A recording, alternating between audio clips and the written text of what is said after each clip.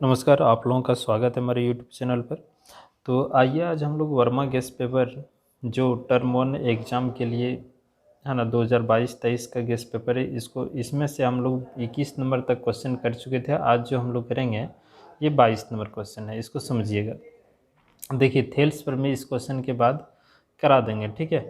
Guest paper में कोई question जो है ना अरेंजमेंट ढंग से नहीं है, मतलब आगे पीछे करके दिया है चैप्टर में। जैसे एक थ्योरम के बाद जैसे थेल्स पर में है, थेल्स पर में हम लोग पढ़े उससे रिलेटेड क्वेश्चन देना था। फिर क्षेत्रफल पर में था, उससे रिलेटेड, समरूपता का था, उससे रिलेटेड क्वेश्चन देना था, लेकिन ऐसा नहीं दिया है। तो ऐसा नहीं दिया तो ऐसे ही मिला के चलते हैं। जब आपका क्लास हम ऐसे लेंगे है ना पूजा के बाद, उसमें हर चीज़ थ्योरम और उससे रिलेटेड क्वेश्चन अरेंजमेंट करके और बताएंगे, ठीक है। अभी फ़िलहाल इसको देखिए आप। जैसे यहाँ क्या है, दो त्रिभुज है ना, और त्रिभुज में डी है ना, देखिए डी समांतर क्या है, बी सी है। तो सबसे पहले ये दोनों त्रिभुज को समरूप कर लीजिए, क्योंकि आप इसको समरूप कीजिए तब आपको अंदाज़ा लगेगा। जैसे अगर हम लिए यहाँ ले लें कि त्रिभुज ए डी ई है ना, तथा त्रिभुज ले लेते हैं ए बी सी, दोनों त्रिभुज को समरूप करते हैं। तो देखिए यदि ये समांतर है और ये है, तो ये तिर्यक रेखा है, तो ये कौन संगत कौन होगा कि नहीं, बिल्कुल हो जाएगा संगत। और ये भी संगत कौन हो जाएगा, ठीक है। और ये उभयनिष्ठ, इसका भी कौन है और बड़ा त्रिभुज का भी कौन है। तो ये दोनों त्रिभुज जो है ना, ये दोनों त्रिभुज समरूप हो गया ए से। क्लियर है। जब दो त्रिभुज समरूप हो गया तो उनकी संगत भुजाओं का अनुपात है ना समान होता है। तो यहाँ देख रहे हैं कि हम लोग संगत भुजा का अनुपात कैसे लेंगे। तो जैसे यहाँ देखिए कैसे लिया जाता है कि ए डी, इसका लिए ए डी तो इसका ले लीजिए ए बी ले लिए। उसी तरह इसका लीजिए डी ई तो इसका लेते हैं बी सी, तो डी ई बटे बी सी, ठीक है। उसके बाद इसका ए ई लेते हैं इधर से, तो इसका आप लोगों को ए सी लेना होगा, ए सी, ठीक है। अब किसका किसका मान दे रखा है इसमें पुट कर दीजिए। ए डी का मान दिया है 3, तो ए डी का मान दिया है 3, यहाँ रख देते हैं। बी डी का मान दिया है 4, तो बी डी कहाँ है, बी, रुकिए 1 मिनट, डी है ना, बी डी का मान देखिए ए कम कीजिए ना। देखिए यहाँ ए डी कितना है 3, ये है 3, और बी डी कितना है, बी डी ये वाला है 4, और बी सी कितना है, तो बी सी है 14, और ये वाला आपको चाहिए। तो बताइए हमें यहाँ से यहाँ तक का मान निकाल सकते हैं कि नहीं, दोनों को जोड़ के ए बी का मान निकल जाएगा, और ए बी का मान यहाँ पुट करना है। तो 3 और 4 कितना हो गया, तो 7, यहाँ रख देंगे 7। अच्छा डी पता है, डी पता नहीं है, तो डी पता नहीं है तो रहने देते हैं। बी सी पता है हम लोगों को कितना, 14। उसके बाद ए ई मालूम नहीं है, और कोई बात नहीं, और ए सी भी मालूम आपका नहीं है, तो कोई बात नहीं, ये तीनों आपस में क्या है, बराबर है। तो हमें चाहिए ये बोला, तो इन दोनों से रिलेशन ले लेते हैं, ठीक है। इसको अभी हम लोग हटाते हैं, जिससे मतलब नहीं है उसको हटाते हैं, छांट देते हैं। तो ये यहाँ आके गुना हो जाएगा, 3 गुने 14 बटे 7 बराबर डी। बात समझ में आ रहा है, 7 दूना 14, तब 3 दूना हो जाएगा कितना, 6 हो जाएगा आपका आंसर, ठीक है। तो 2 नंबर इस तरह से क्वेश्चन आपको बनाना होगा, ठीक है। इन चीज़ों को बड़ी इजी से कराएंगे, टेंशन नहीं लीजिए अभी। अब इसमें ऐसे ही पढ़िए। अच्छा चलिए कुछ बात हम लोग करते हैं थेल्स प्रमेय का, समझ लीजिएगा। तो थेल्स देखिए थेल्स प्रमेय जो होता है, थेल्स प्रमेय में कहता है कि कोई एक त्रिभुज है, ठीक है। 3 को भुजा है, इसमें तीनों भुजा में से किसी, मान लेते हैं ए बी सी, तीनों भुजा में से किसी एक भुजा के समांतर एक अन्य रेखा खींच दें। जैसे इसके समांतर एक अन्य रेखा खींच दें डी, ठीक है।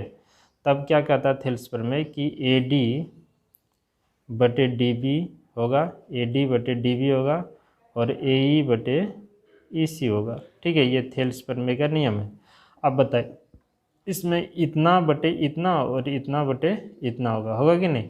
इसमें से 4 गो चीज़ है, 1 2 3 4, इसमें से कोई 3 दिया रहेगा और दूसरा निकालने के लिए बोलेगा। जैसे मान लेते हैं ये वाला दिया रहेगा और ये वाला दिया रहेगा, तो इसको निकालने के लिए बोलेगा, तो नहीं निकल पाएंगे। आराम से इसमें बिठा देंगे, वैल्यू निकल जाएगा। कभी मान लेते हैं ये और ये दे देगा और ये दे देगा, इसको निकालने के लिए बोल देगा, हो सकता है कभी ये वाला दे देगा, ये दे देगा, ये निकालने के लिए बोल देगा, मतलब यही चारों में से कोई एक को निकालने के लिए देगा। और ये चीज़ निकालने के लिए अभी तुरंत ऊपर में जो पढ़ा है बस उसके आधार पर निकालना पड़ेगा आपको, ठीक है। अब यहाँ देखिए पहले समरूप कर लीजिएगा, उस अनुसार से निकल जाएगा। कभी कभी ऐसे भी होता है कि पहले टोटल में से आधा भी हम लोग कर सकते हैं, जैसे इसमें +1 कर दें, इधर भी +1 कर दें, तो फार्मूला बन जाएगा AD/DB +1, और इधर भी कर दीजिए AE/EC +1, ऐसे। तो जब करेंगे ये यहाँ आ जाएगा तो AD जोड़ है ना DB और बटे DB ऐसे, और यहाँ हो जाएगा AE जोड़ EC। एलसीएम ले लीजिए यहाँ, है ना, एलसीएम लिए तो ये हुआ। अब देखिए AD/DB पूरा हो गया क्या AB, तो AB/DB हम लोग ऐसे लिख सकते हैं बराबर, इधर से AC दोनों को जोड़ देंगे तो यहाँ से यहाँ तक हो जाएगा AC/EC हम लोग लिख सकते हैं, ठीक है।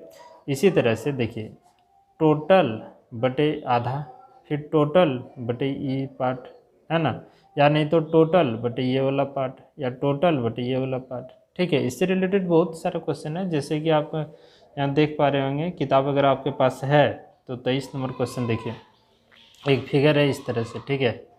यहाँ देखिए इस तरह से ABC, ध्यान दीजिए, और ये इसके समांतर है, तो ये है 1.5 और ये है 1 और ये है 3 और ये वाला आपसे मांग रहा है, ठीक है। तो जब ये वाला मांग रहा है तो आसान ना है जी, इतना बटे इतना, तो 1.5/3 बराबर 1 बटे यहाँ नहीं है उसको लिख देते हैं EC। अब इस पॉइंट को हटा देंगे तो 15 का 15, 15 30 और क्रॉस गुना कर दिए, ये इसके साथ हो जाएगा, तो EC बटे कितना हो जाएगा, ध्यान दीजिए, EC बराबर कितना हो जाएगा, यहाँ कर देंगे तो ये हो जाएगा 2 सेंटीमीटर, तो 2 सेंटीमीटर आंसर हो जाएगा, जैसे 23 नंबर है, ठीक है।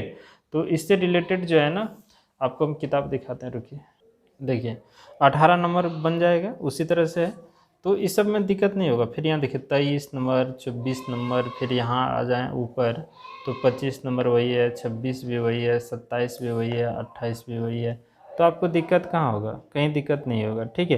तो अगर दिक्कत होगा तो फिर आप कमेंट बॉक्स में कमेंट करके बताएंगे, ठीक है, कि सर ये वाला क्वेश्चन नहीं बना। तो फिर अभी हम लोग देखेंगे 29 नंबर और उससे आगे, ठीक है। देखिए 29 नंबर क्वेश्चन क्या कर रहा है कि 2 त्रिभुज है, ठीक है, 2 त्रिभुज आपके पास, यहाँ बनाते हैं त्रिभुज। एक त्रिभुज यहाँ है ABC और एक दूसरा त्रिभुज है यहाँ पर जिसका नाम है PQR, ठीक है। अब यहाँ गौर कीजिएगा कि है क्या, देखिए, है ना, इस तरह से है।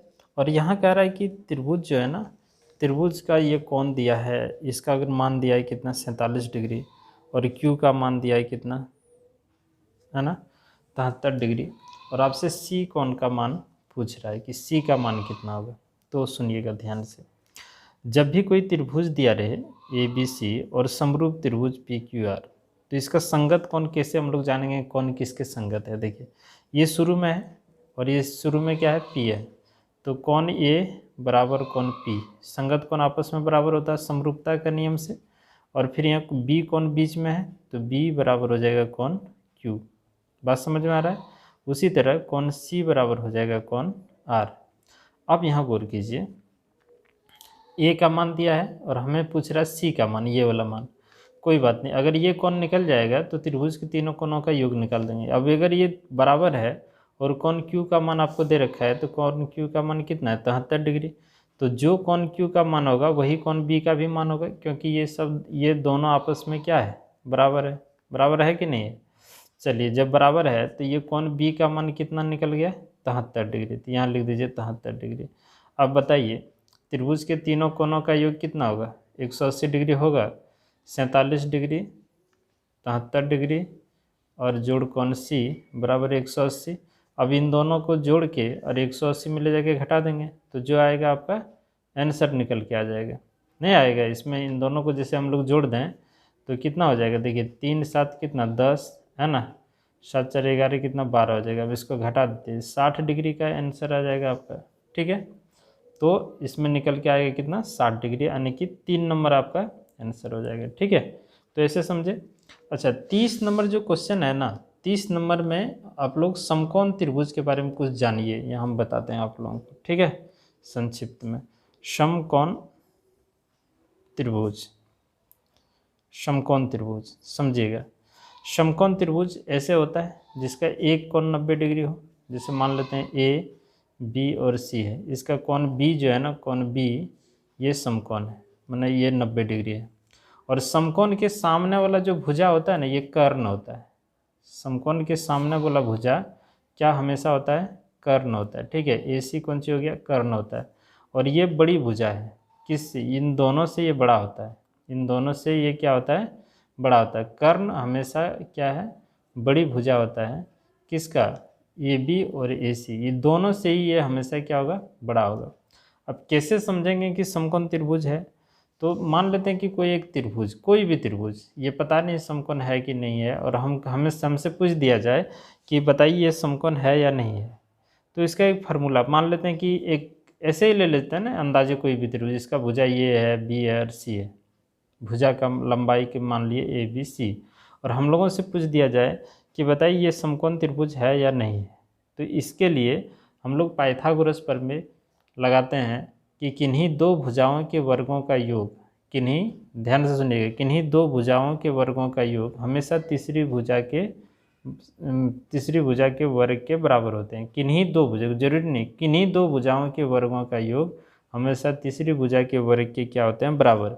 जैसे मान लेते हैं कि ए स्क्वायर और बी स्क्वायर कर दें तो ये सी स्क्वायर के बराबर होना चाहिए। अगर ऐसा हुआ तो ये समकोण त्रिभुज हो जाएगा। या नहीं तो हो सकता है, ऐसा भी हो सकता है, बी स्क्वायर प्लस सी स्क्वायर हो जाए तो ए स्क्वायर के बराबर होना चाहिए कि नहीं? अगर हो सकता है, ऐसा भी हो सकता है कि सी स्क्वायर प्लस ए स्क्वायर हो जाए तब वो बी स्क्वायर के बराबर हो। मतलब किन्हीं दो, कोई भी दो भुजा का वर्ग करेंगे ना, और उसको जोड़ने के बाद तीसरे भुजा के वर्ग के बराबर आना चाहिए, बस यही कंडीशन है। तो 30 नंबर आप लोग खुद ही चेक कीजिएगा। 30 नंबर क्वेश्चन में है, यहाँ हम लिख देते हैं क्वेश्चन। देखिए अब हमें क्या करना है, इसमें हम लोगों को बस वही तरीका अपनाना है, कोई भी दो भुजा का वर्ग कीजिए, तीसरे भुजा के बराबर होना चाहिए। तो देखते हैं 7 का वर्ग करते हैं तो 49 है ना, और 24 का अगर हम लोग वर्ग करते हैं तो कितना हो जाएगा? कितना इसका हो जाएगा जी? तो 576 हो जाएगा शायद। 4 दूना 8, 8 दूना 16, 17, 8 दूना 16, 4 4 16, 16 17, यानी वही 476, ठीक है। और इधर हम लोग करें 25 का वर्ग करते हैं तो कितना होगा? 625। अब इसको जोड़ लीजिए, 6 और 9 कितना हो गया? 15, 1 है ना, यहाँ देखिए 7 4 11, 1 12 है ना, और 4 1 कितना हो गया? 5, यानी कि ये 576 होगा, तब ना 600 होगा, ठीक है। इसको करके देख लीजिएगा 24 का वर्ग कितना होगा, क्लियर है।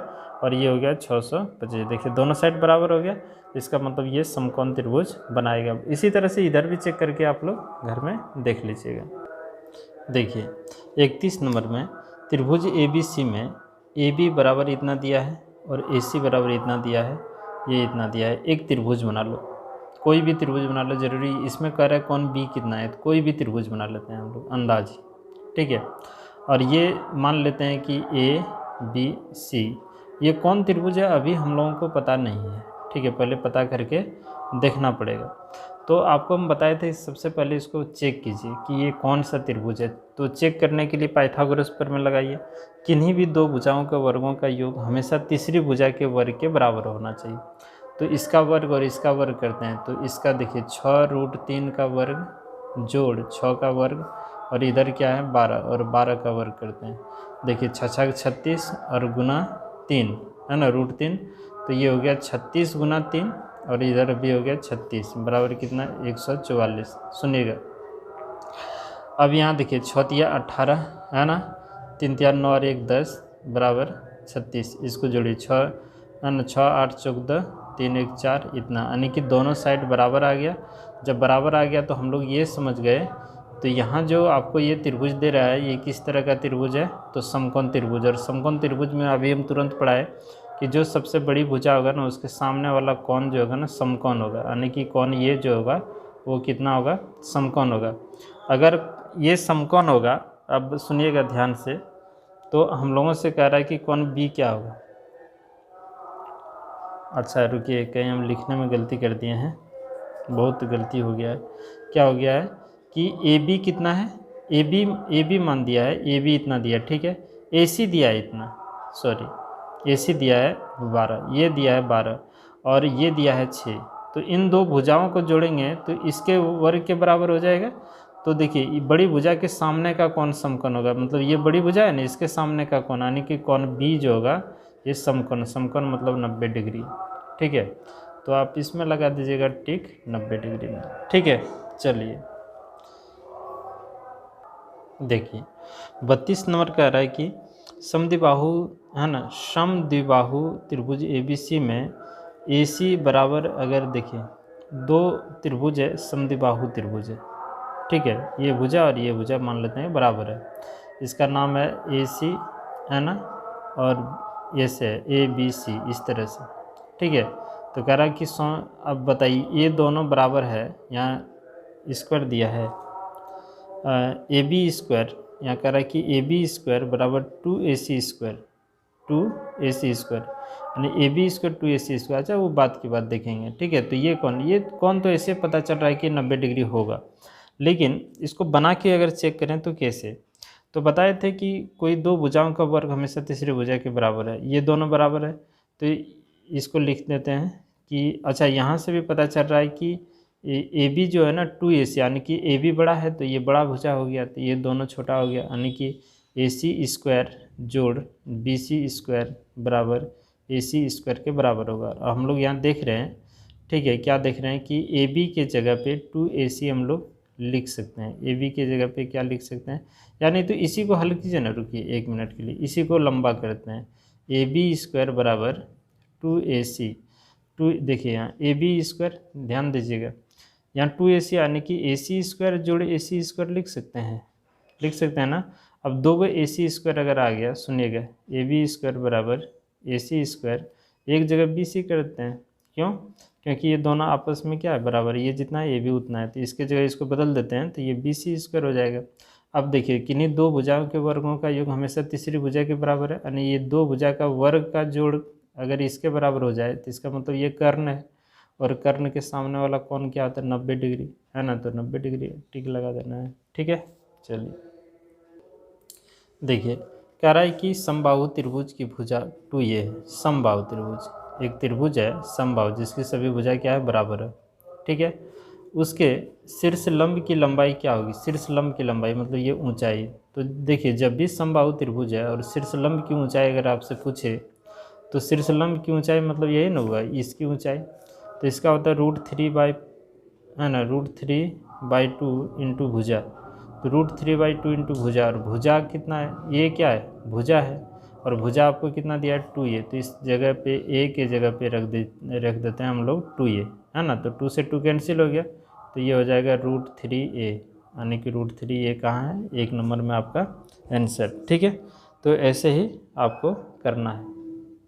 यहाँ देखिए एक समबाहु त्रिभुज की भुजा कितना है 20 सेंटीमीटर, उसके है ना, उसके शीर्ष लंब की लंबाई होगी, अभी तुरंत बताए, शीर्ष लंब की लंबाई का फॉर्मूला होता है √3/4 इंटू भुजा, सॉरी √3/2 इंटू भुजा, ये ना होता है गुना भुजा, मतलब ये साइड जो होता है √3/2 और भुजा कितना है, तो यहाँ रख दीजिए 20, इसको कटाते हैं तो ये हो जाए कितना 10√3, ठीक है। तो 10√3 ये वाला आंसर हो गया।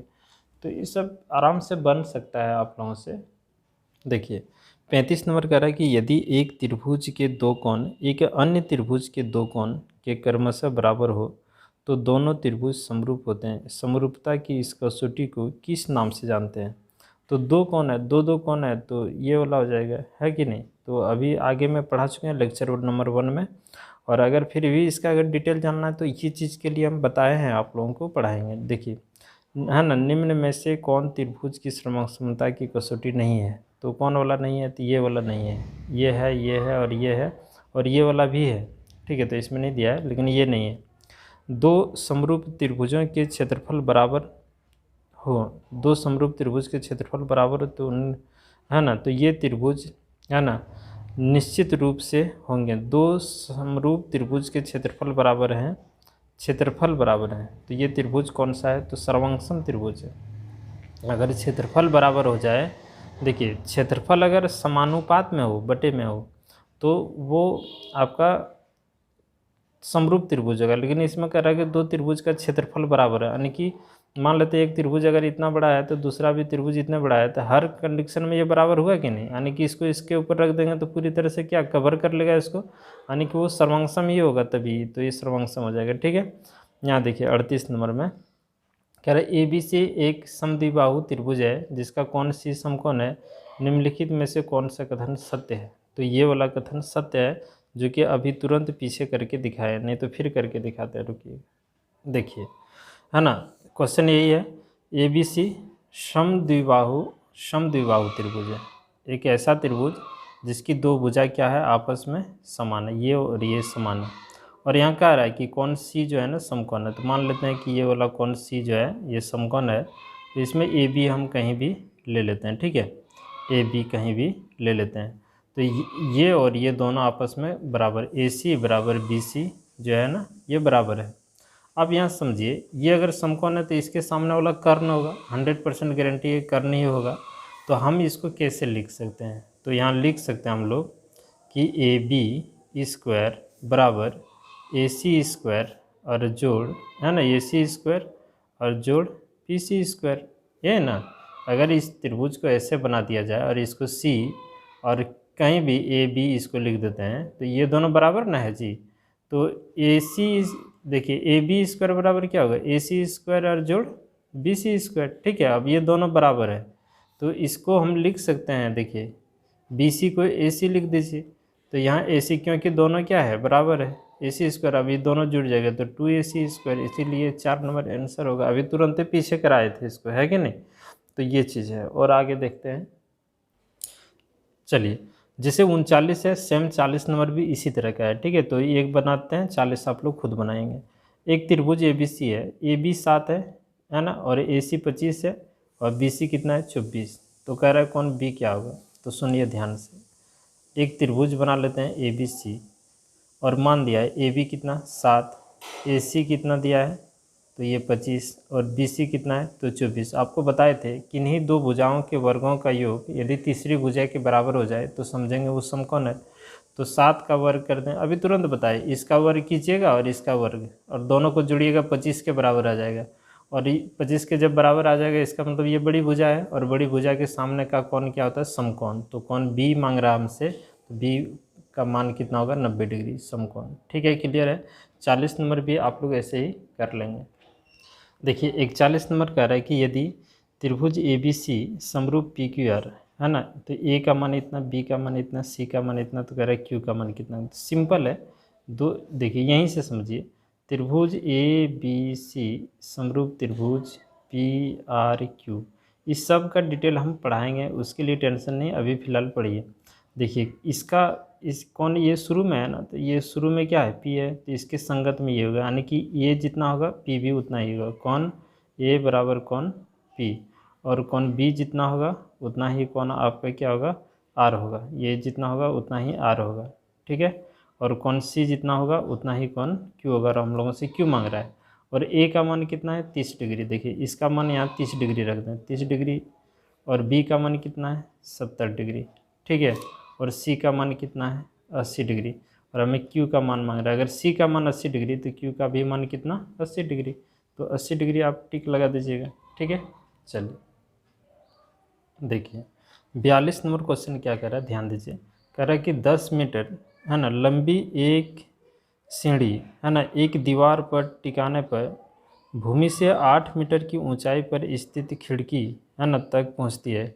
दीवार के आधार से सीढ़ी की निचले सिरे की दूरी क्या होगा। दोनों बहुत ही सिंपल है, आप देखिए इस तरह का क्वेश्चन दे सकता है। एक मान लेते हैं ये दीवार है, और एक सीढ़ी ऐसे करके लगाते हैं तो ये खिड़की तक पहुंचता है, और इस ये वाला भाग आपसे मांग रहा है निचले सिरे की दूरी, है ना। तो यहाँ देखिए 10 मीटर लंबी एक सीढ़ी, ये कितना है तो 10 मीटर है। ठीक है, यहाँ खिड़की है, इसे टिकाने के लिए 8 मीटर ऊंचे स्थित खिड़की तक, खिड़की की ऊंचाई ज़मीन से कितना है 8। ठीक है, तो कह रहा है कि दीवार के आधार और सीढ़ी के निचले सिरे, सीढ़ी का निचला सिरा ये दोनों के बीच की दूरी क्या है, तो पाइथा ये समकोण त्रिभुज है, दीवार एकदम सीधा होगा, झुका हुआ तो होगा नहीं, है ना। तो ये समकोण त्रिभुज है, तो ये कर्ण है, ये लंब है, आधार निकालना है, ठीक है। तो यही ना निकालना है आपको। मान लेते हैं ये x है, तो आधार निकालने के लिए आप ये भी सी कुछ भी मान सकते हैं, लेकिन शॉर्ट में करने के लिए ये 10 का स्क्वायर कर देंगे, कितना हो जाएगा 100, और 8 का स्क्वायर कर देंगे 88 64, ये है ना।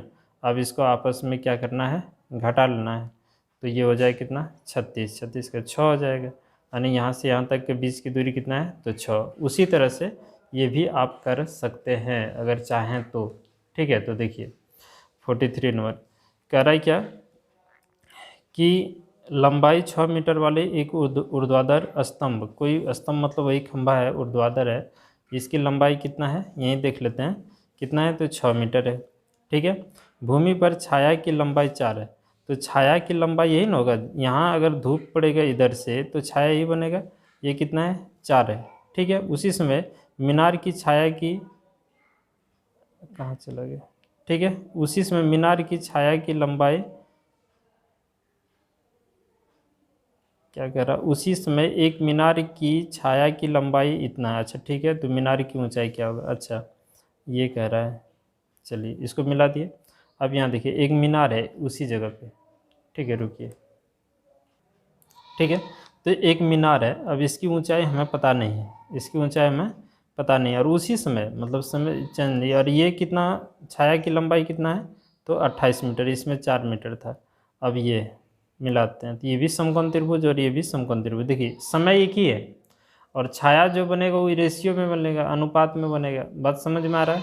यानी ये दोनों त्रिभुज आपस में क्या हो गया, समरूप हो गया। तो जब समरूप हो गया तो देखिए इसकी ऊंचाई और इसकी ऊंचाई का अनुपात, यानी कि इसको हम लिख दें 6/h, और ये 4/28 लिख सकते हैं कि नहीं। दो अगर त्रिभुज समरूप है तो इसकी भुजा बटे इसकी भुजा, और इसकी भुजा बटे इसकी भुजा। आप बोलेंगे सर ये भी, हाँ ये भी होगा, लेकिन इसकी ज़रूरत नहीं है, हमें ये चाहिए।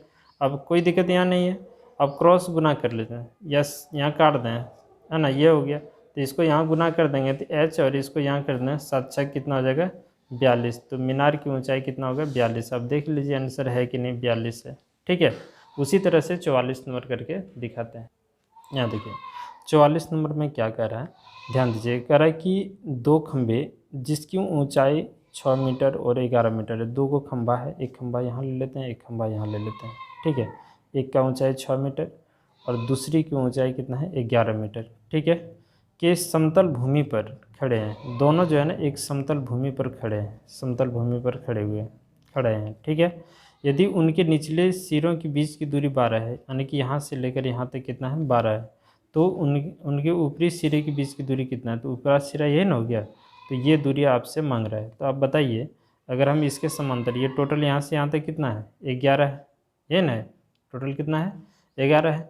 अगर हम ये समांतर इसके खींच दें, अगर ये 12 तो ये भी कितना है 12, अगर ये 6 तो यहाँ से भी यहाँ तक कितना 6, तो ये टोटल है 11, 11 में 6 घट गया तो ये कितना आ गया 5। तो ये समकोण त्रिभुज बनाया, देखिए तो यहाँ से यहाँ तक बनाया कि नहीं बनाया। और ये कर्ण हो गया, और ये आपका आधार हो गया b, और ये आपका क्या हो गया 5 जो आया, ये क्या हो गया लंब हो गया। तो कर्ण बराबर क्या होता है आधार का लंब का स्क्वायर, या फिर आधार का स्क्वायर करते हैं, है ना, जो बड़ा है उसको ले लेते हैं। ये 12 का स्क्वायर और घटा जोड़, है ना, इसका 5 का स्क्वायर, तो 12 इधर नहीं दिख रहा है, देखिए ये 12 का स्क्वायर जोड़ 5 का स्क्वायर। अब 12 का स्क्वायर करेंगे तो 144, और 5 का हो जाएगा कितना 25, इसको जोड़ देंगे तो 169, और इसका वर्गमूल कितना हो जाएगा 13, ठीक है। तो आंसर आ जाएगा आपका 13, ये 3 नंबर, ठीक है। उसी तरह से 45 नंबर भी करके दिखाते हैं।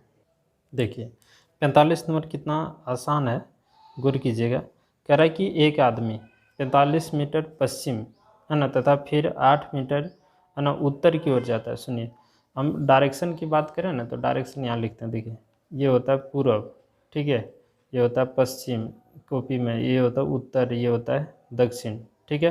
तो यहाँ कह रहा है कि एक आदमी पश्चिम मतलब इधर, ये मूल बिंदु यहीं से नापा जाता है, तो इधर आता है इधर, ठीक है। तो कितना जाता है इधर, तो 15 मीटर, 15 मीटर यहाँ से चला इधर चला गया, और फिर कितना 8 मीटर उत्तर मतलब ऊपर की ओर चला जाता है 8 मीटर, ठीक है। तो कह रहा है कि वह प्रारंभिक बिंदु से कितनी दूर, यहाँ से चलना स्टार्ट किया और यहाँ आ गया, तो दूरी तो अगर देखेंगे दूरी तो इधर से इधर हो जाएगा, ठीक है, लेकिन न्यूनतम दूरी की बात यहाँ हो रहा है, तो ये वाला दूरी आपको निकालना। तो ये समकोण त्रिभुज बन गया कि नहीं बन गया?